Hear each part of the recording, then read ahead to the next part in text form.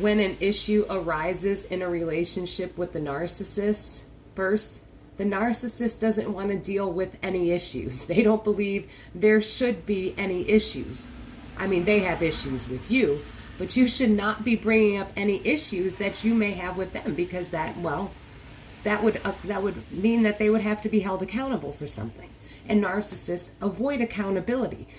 And even if it's a minor issue, something that you're not even thinking is an accountability thing, just hey, can we meet halfway on this situation or this issue to make everybody more comfortable? No, because everything is about them. They don't care about you being comfortable. If it's something as simple as the temperature the thermostat should be at in the house, that if you are somehow saying to the narcissist, look, a 74 is just a little too warm for me, can we maybe take it down to 70? And you compromise and go to 72, right? That is resolving an issue.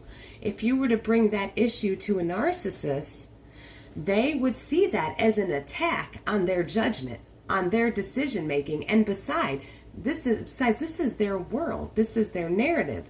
And in their narrative, the thermostat is set at 74, not 72, not 73, 74.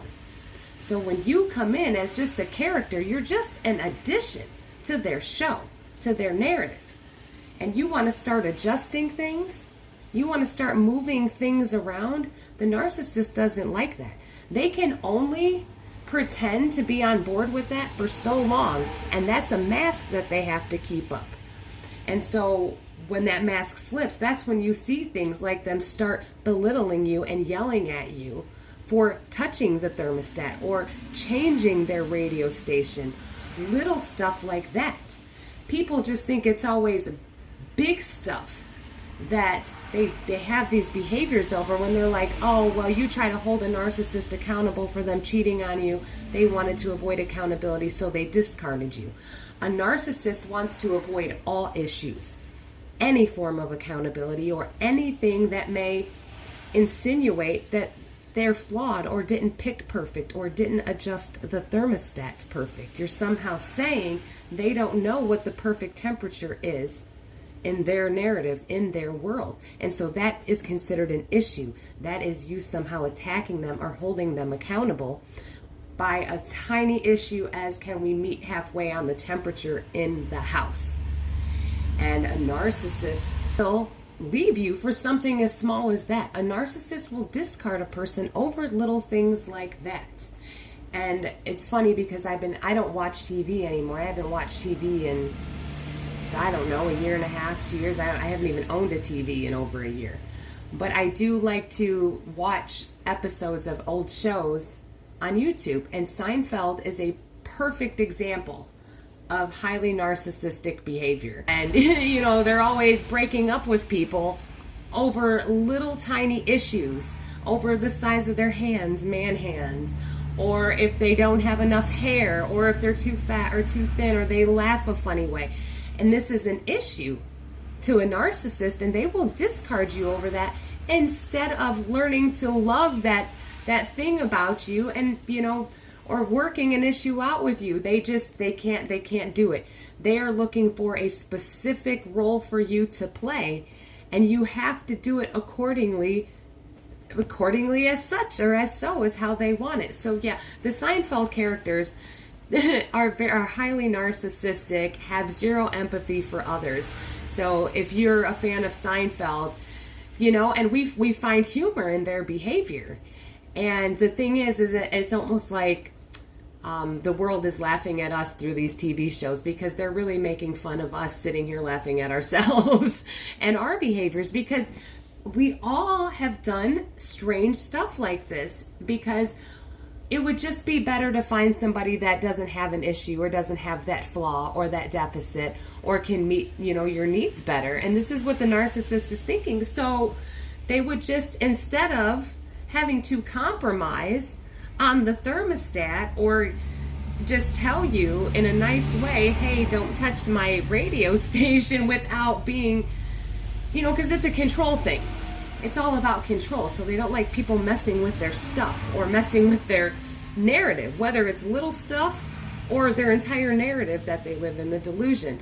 So a narcissist will discard people over little things. And the Seinfeld characters are a prime example of that. And I used to think their behavior was exaggerated and funny, and now that I've been studying narcissism the way I have, I realize that they're not exaggerating people's behaviors at all. This is the kind of stuff that we as humans just engage in, just skip right over how we're making somebody else feel because we're like, all right, our needs aren't getting met.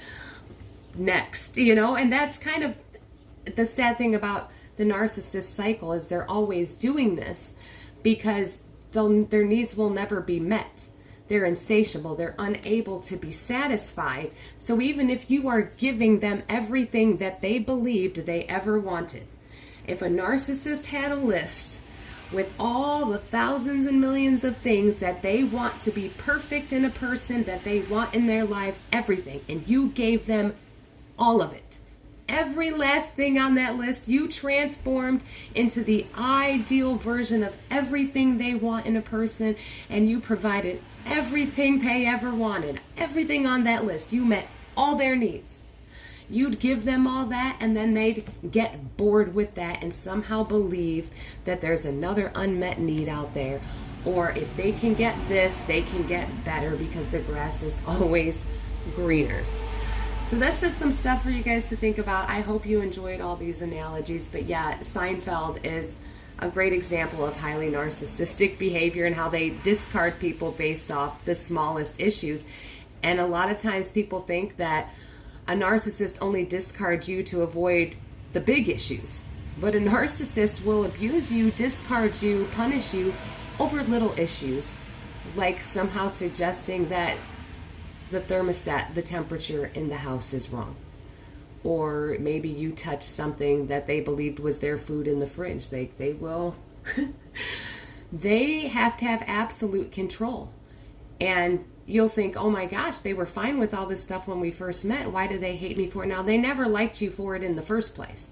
They were just keeping up a mask. But underneath that mask, they couldn't stand certain things.